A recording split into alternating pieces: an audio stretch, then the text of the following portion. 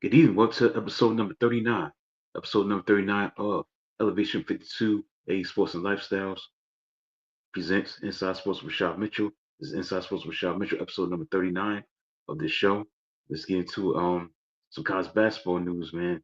We got the college basketball, winding down. We got the March Madness on the rising.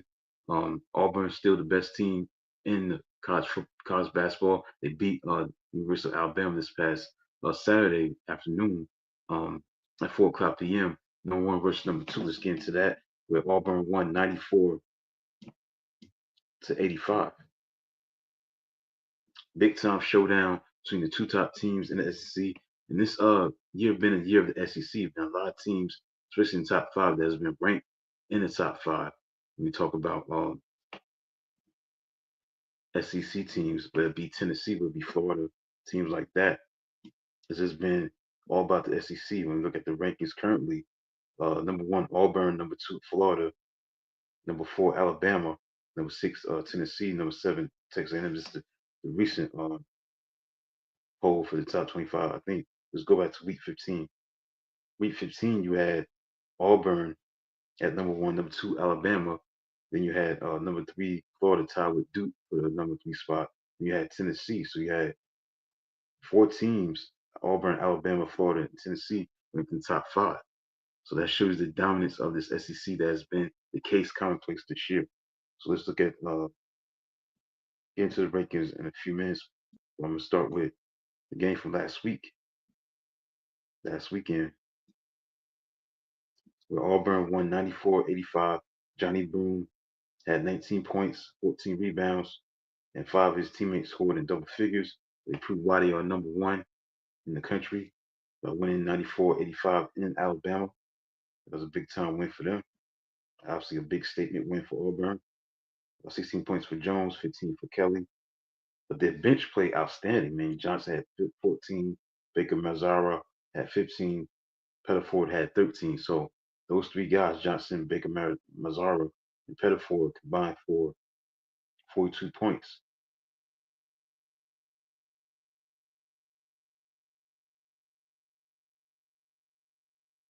42 points.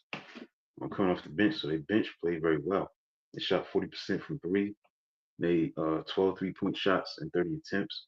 But that's the main thing that stands out is the bench play was outstanding between Johnson, Baker, Mazzara, and Pettiford combined for 42 points coming off the bench. So it gets no better than that.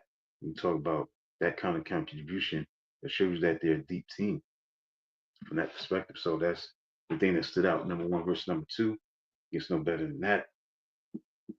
And Auburn showed why they're the number one team in the country, why they're the best team in the country. Now, Connecticut, they're still the champions. Now, they got a lot of work to do. I don't think they ranked this week in the top 25. So they got a lot of work to do.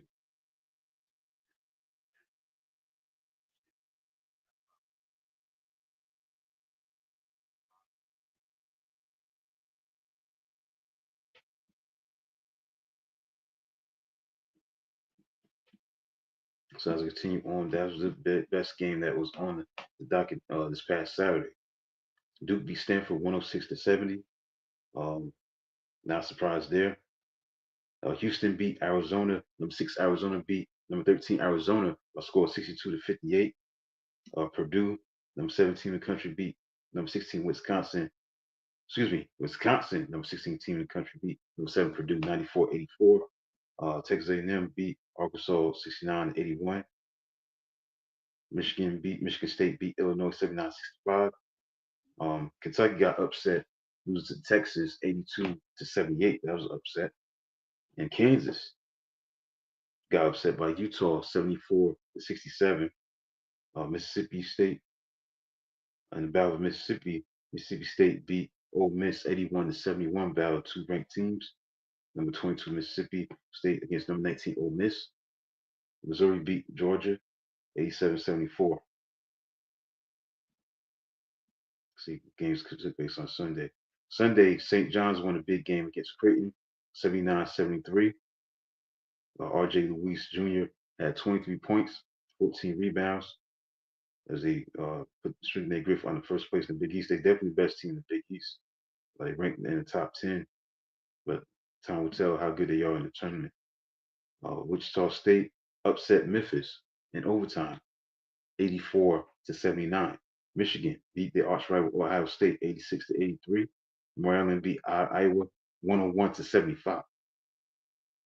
This past Monday night, Duke beat Virginia, 80-62 on the road. Arizona beat Baylor, 74-67.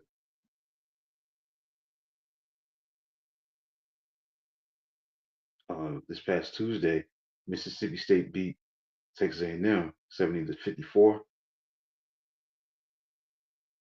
Upset Texas Tech, lost to TCU, 66-69, 69-66. Michigan State beat Purdue 75-66. Marquette beat Seton Hall 80-56. In Texas, BYU upset Kansas by a score of 91-57. That was a major, major shot. So their record is 17-9 after that loss of Kansas.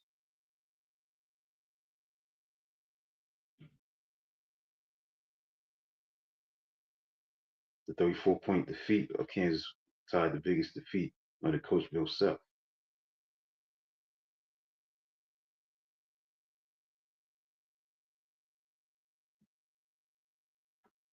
See, Wednesday, Auburn beat Arkansas last night.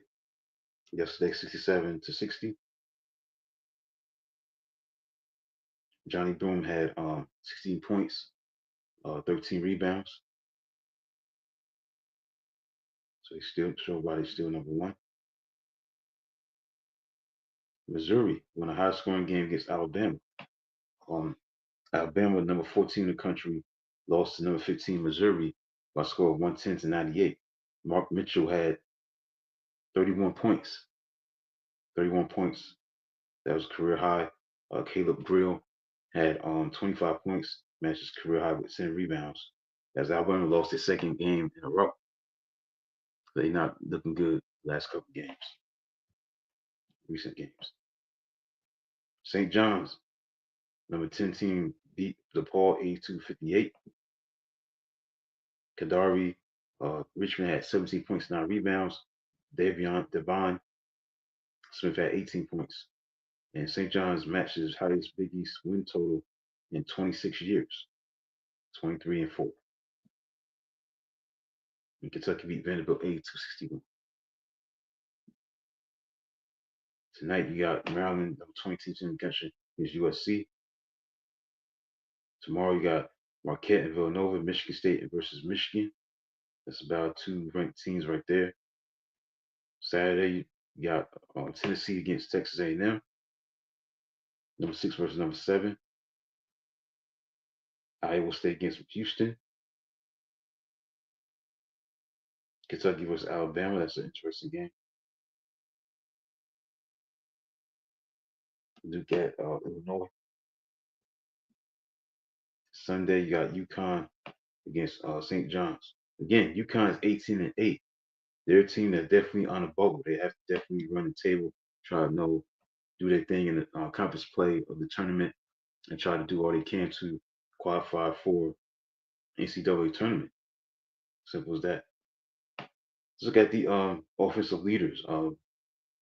For as points are concerned, the nation's leading scorer is Eric Dixon of Villanova Wildcats. He leads the league in scoring,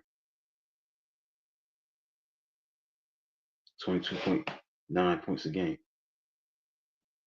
Wait a minute, I'm gonna make sure everything's correct on this. Yeah, leads the nation in scoring. For assists, Ryan Nimbard, he leads the nation in assists, 9.7 assists a game. Smith of Louisville, Renee Smith, 3.8 3-point shots made. Carson Tout, Northern Arizona, leads the nation in rebounding.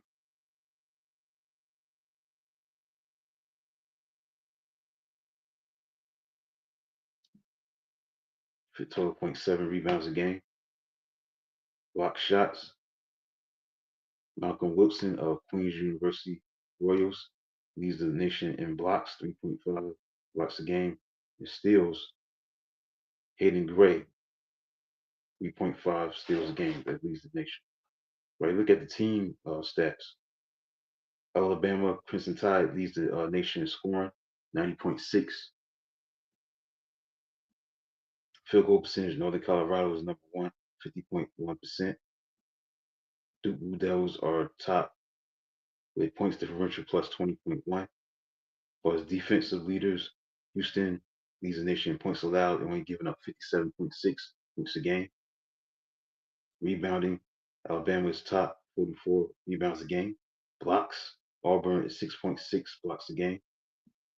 That's the storyline. Let's look at the ratings as thus far in this week 16. Auburn is number one. Number two, Florida. Number three is Duke. Number four, Alabama. Number five, Houston. Number six, Tennessee. Number seven, Texas A&M. Number eight, Iowa State. Number nine, Texas Tech. Number 10, St. John's. Wisconsin, number 11, Michigan. Number 12, 13, Purdue. 14, Michigan State. Number 15, Missouri. Marquette, number 16. 17, Kentucky. Clemson is number 18. 19 is Arizona. 20, Maryland. Number 21, Mississippi State. Number 22, Memphis. Kansas is number 23. Mississippi is number 24. Number 25 is Louisville. Again, UConn is unranked. Got a lot of work to do to try to stay in the hunt for a national championship for the third straight year. All right, so that's it for the college football and college basketball, excuse me. As far as the women's college basketball, let's just get their rankings. Matter of fact, let's look back. There were some surprises this past week. South Carolina, they got beat pretty good by UConn this past week. Let's look back and look into that. That was on Sunday. Was that Sunday or Saturday? Yeah, Saturday. UConn went into South Carolina and won 87-58 in women's college basketball. Number seven, Connecticut beat number four, South Carolina, 87-58. This game was a blowout. Azzy Fudd had 28 points, and South Carolina had a 71 game home winning streak, which was snapped by Connecticut. That was a big win for Connecticut. Going to Columbia, South Carolina, and winning like that, dominate. Sarah Strong had 16 points, 13 rebounds for the Huskies. The Huskies have been losing to the Gamecocks. They lost their past four games. Paige Buchers had 12 points and 10 assists, seven rebounds. It was about 22 points at halftime.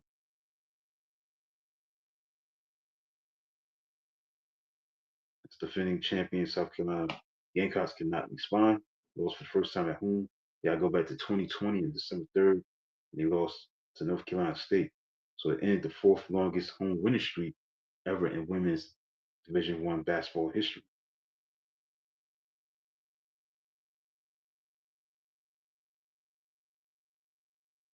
So it was a big win for the Huskies. That's a statement win. Big time. So I had to talk about that with the women's college basketball. That was a huge moment of the week of the season, man. To see them get beat like that at a loss in 5 years at home. Amazing. Okay, so let's get into some NBA. NBA All-Star break begin NBA All-Star second half began last night. This game was rescheduled from January 9th as the Hornets upset the Lakers 197. As Luka struggles and LeBron missed two late shots to tie it. Miles Bridges had 29 points. LaMelo Ball had 27 points. Shocking the Lakers. Luka Doncic and LeBron show got beat 197. See what Luka did. LeBron James had 26 points, 11 assists, 7 rebounds. He was 10 for 22 from the field, 4 of 11 from 3. Doncic didn't shoot the ball particularly well, 1 for 9 from 3. 5 of 18 from the field, only 14 points. He had 8 assists and 11 rebounds. That was a bad loss for the Lakers. So the second half of the NBA season has begun again last night. Now you got a slew of games right now. Right now you have the Grizzlies losing to the Pacers 78-59 at halftime. The Celtics leading the 76ers right now at halftime, 72-56. No surprise here. 76ers are in big trouble. I don't think they're going to make it to the playoffs. They are 20 and 34 coming into the second half of the All-Star break. Yes, good news to see that Paul George, Joel Embiid, and Maxi's in Atlanta, but it don't make no difference because they're getting beat by 16 points at halftime, 72-56. Peyton Pritchard is the leading scorer for the Celtics, 15 points. Maxey has 14 points. Paul George has 12 points. Joel Embiid has 13 points. It may be too late for this team to get together and get healthy right now. Tatum has 11 points. Porzingis has 10. Jalen Brown has 13.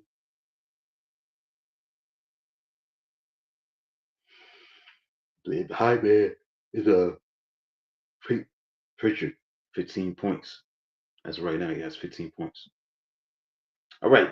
The Hawks are beating the Magic in the second quarter, 40 to 25.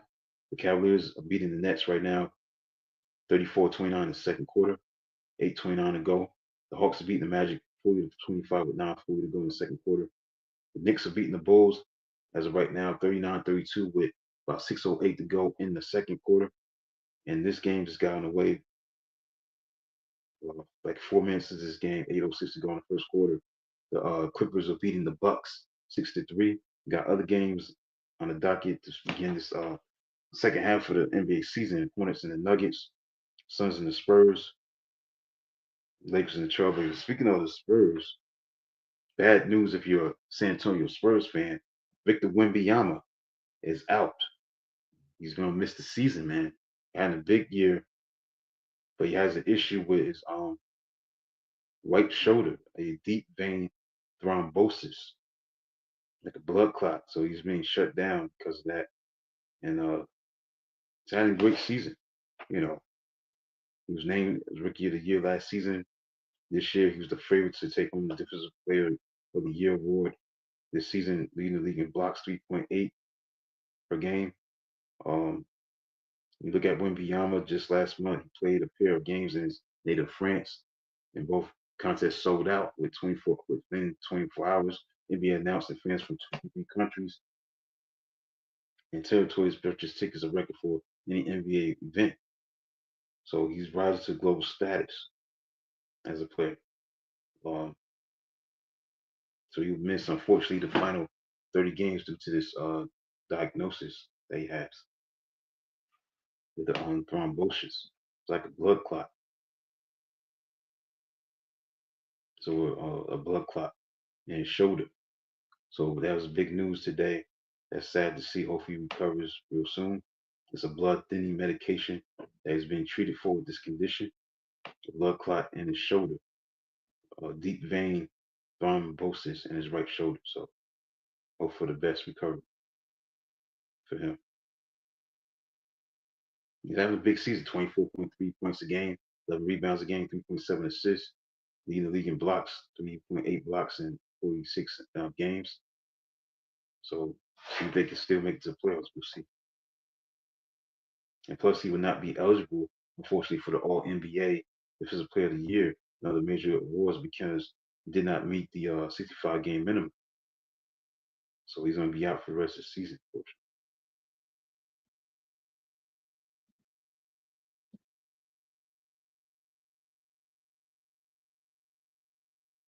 Also, Bobby Portis was banned 25 games for violating anti-drug policy. So he's banned that sidelines the 2021 champion for the majority of the remainder of the season. He tested positive for the drug tramadol, a medication used to treat severe pain among adults. It was an instance that his representative Mark Waldenstein, of Priority Sports said was an accident. So that's unfortunate right there. It's a tough blow because the Bucks are in fifth place. He's a key cog to this team. He's a premier six man, one of the premier six men in the league. At 29-24, the Bucks have an open roster spot to make an immediate move. While and this is the thing that's even bad. He loses a lot of money with this. Uh, Portis, he will lose 2.85 million with 25 game suspension. So not only he's going to be suspended, he's going to be losing money, millions of dollars because of this. 2.85 million. He's out because of this suspension of using substance. violating the anti-drug policy. So also it says that he used it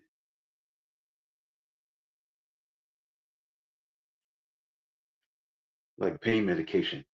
You know, it's pain medication. They was using tramadol, but it was not an approved pain medication. It was just recently added to the banned substance list this past spring. So the tramadol pill he took came from a assistant of his. It's a valid prescription for the painkiller. So which he mistakenly told Bobby was Tardol, but it was tramadol. So Bobby was using this anti-inflammatory, pain-reducing medication to deal with the elbow injury he had this past fall. So that's the narrative with that. Also, Luka Doncic is going to sit out tonight's game. He will not play tonight against the Portland Trailblazers due to injury management, his left calf injury management. So the team announced that Luka Doncic will not be playing tonight, Thursday, against the Trailblazers.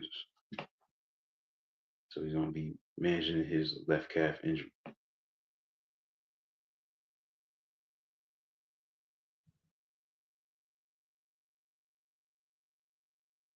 Anthony Davis, he's progressing, but he's going to be out at least 2 more weeks because he's dealing with a left adductor strain.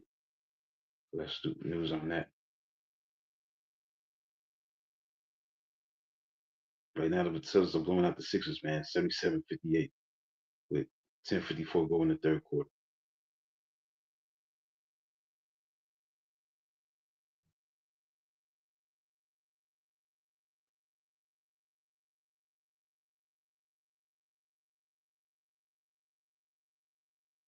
Let's look at the favorites. Let's see.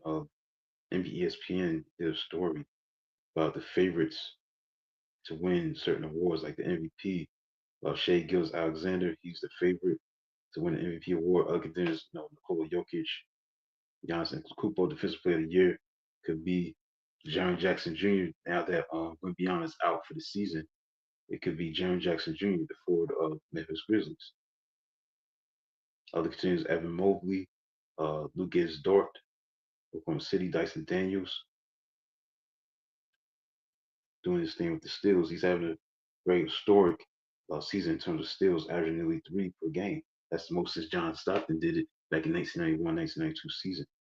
Vika Zubac, Rookie of the Year, could be Stephon Castle,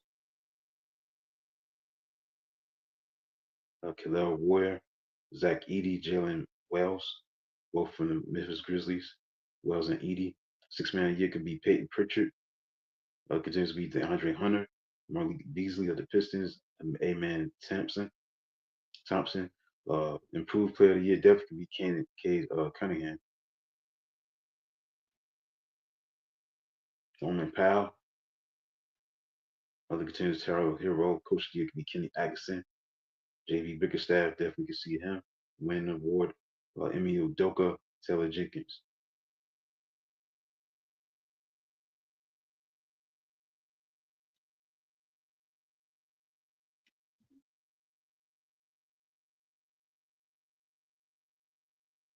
For all NBA teams, for the favorites for that, you could have possibly, let's get into that,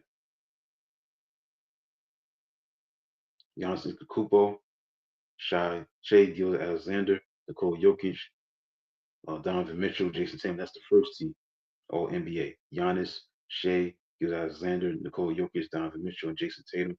That's the first team. All NBA second team, Jalen Brunson, Kevin Durant, Anthony Edwards, Jaren Jackson Jr., and Carl Anthony Towns. Third All NBA team is Cade Cunningham, Stephen Curry, Darius Garland, LeBron James, and Evan Mobley.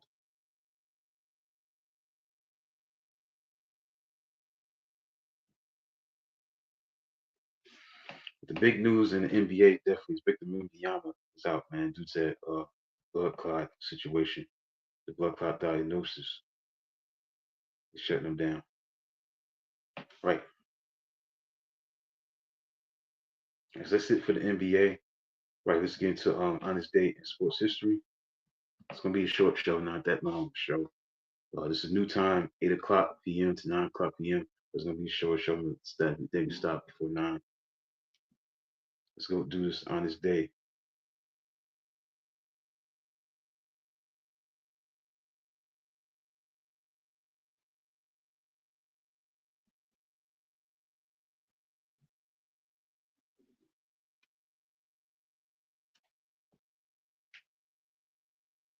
Started 1912. On February 20th, 1912, Argentina beats the MCC in their inaugural first-class cricket fixture at the Buenos Aires Cricket Club. Lose the second and third games of the season series. 1919, February 20th, Foundation NHL Club, Toronto Arenas, Bar, mid to cease operations due to financial difficulties, later become Toronto St. Patrick's and then the Maple Leafs. 1923, future Baseball Hall of Fame pitcher Christy Mathewson became president and owner of Boston Braves, buys the team for $300,000 with New York attorney Judge Emil Fuchs and Bostonian James McDonough. 1929, Boston Red Sox announced they would play Sunday Major League Baseball games at Braves Field, Fenway Park, located too close to a church. 1952, on February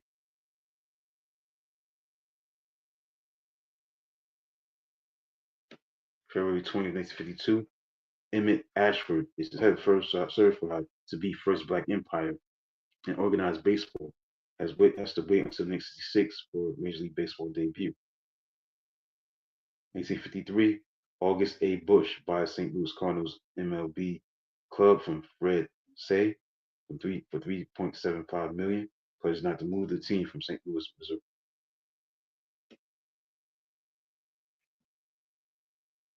1958, LA Coliseum approves 2-year pact allowing LA Dodgers to use the facility whilst Dodger Stadium is completed in time for the 1962 Major League Baseball season.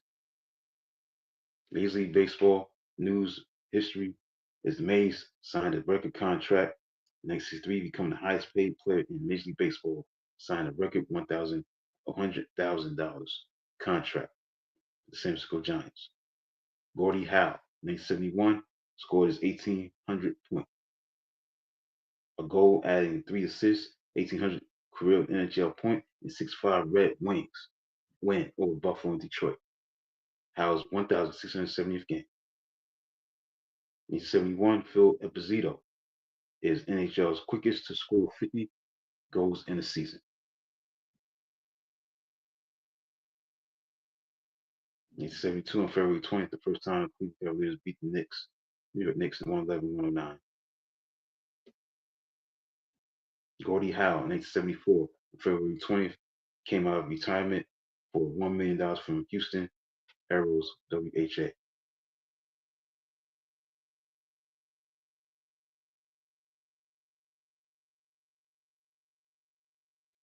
Earl Hershiser, 1986, of the Dodgers, was first to win a $1 million salary by arbitration.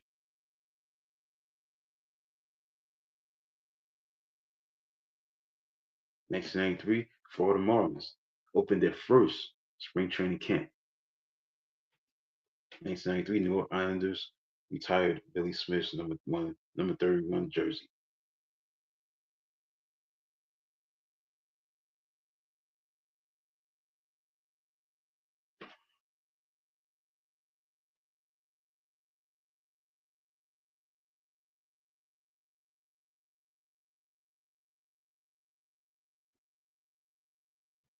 In 2021, Joe Embiid records a double-double with a then career high 50 points and 17 rebounds in an NBA game against the Chicago Bulls.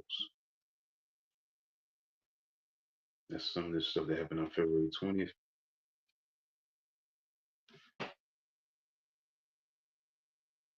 Okay, the NBA All-Star Game recap. That was one of the things I put in my headlines to talk about. Was no things I want to talk about. I forgot about that. All I gotta say about the NBA All-Star weekends is very boring. Like 3-point shooting contest was okay. Tyler Hero won the 3-point contest and all that.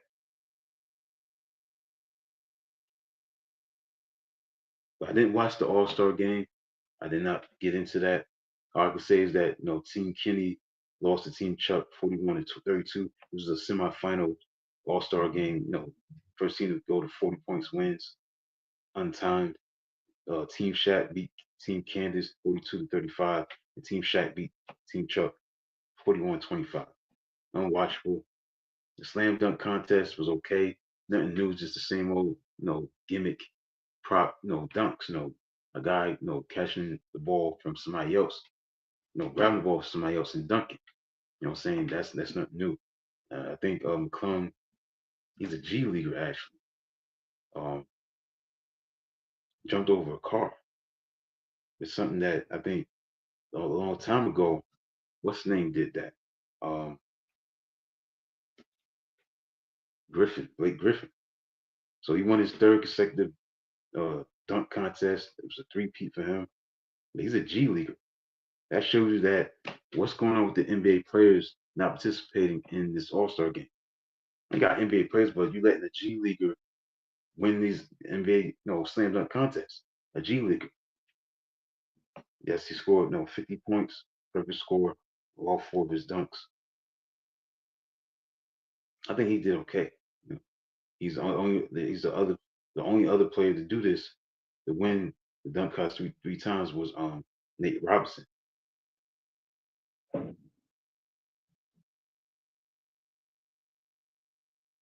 He's the only other player, Nate Robinson, to win the dunk contest three times.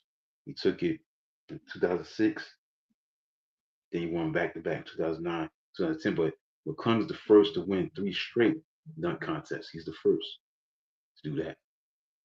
He beat out Stephon Castle of San Antonio Spurs.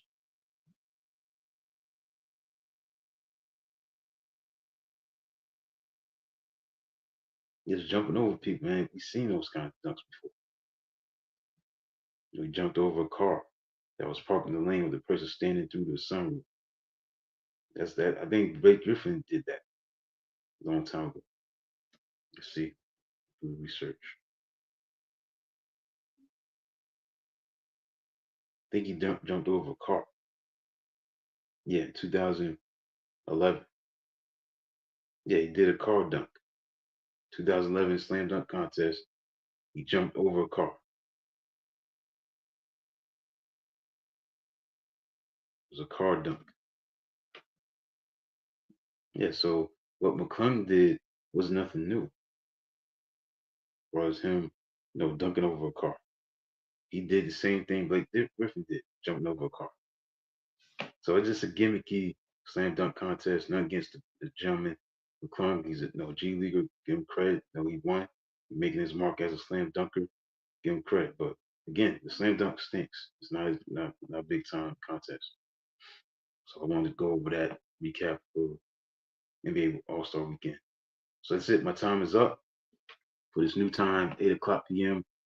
to 9 o'clock p.m. Inside Sports with Rashad Mitchell, episode number 39. And next Thursday on the final final Thursday in February 27th, will be my 40th episode of Inside Sports with Rashad Mitchell on this platform, Elevation 52A Sports and Lifestyles, streaming live on YouTube, Facebook, and Twitter.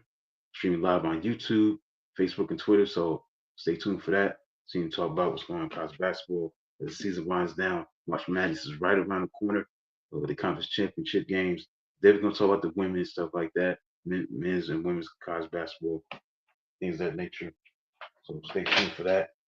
So we'll be ready to do that. NBA, and that's basically it. For now, keep moving through the history of sports on this day on February 27th. So that's coming up next week. This is a new time, 8 o'clock p.m. So I'll do the show earlier. I'll have the rest of my day to myself. So that's what it's all about. Instead of doing that at 9, I'm doing that 8 o'clock now. So that's it, 8 o'clock p.m. to 9 o'clock p.m. Eastern Standard Time. This show is going to be starting at 8 o'clock. So that's it for the show. Thanks for those who've tuned in. I'll talk to you next time, next Thursday night on Inside Sports with Rashad Mitchell, episode number 40. That'll be next Thursday, the 40th episode. This is episode number 39 of Inside Sports with Rashad Mitchell, every single Thursday night.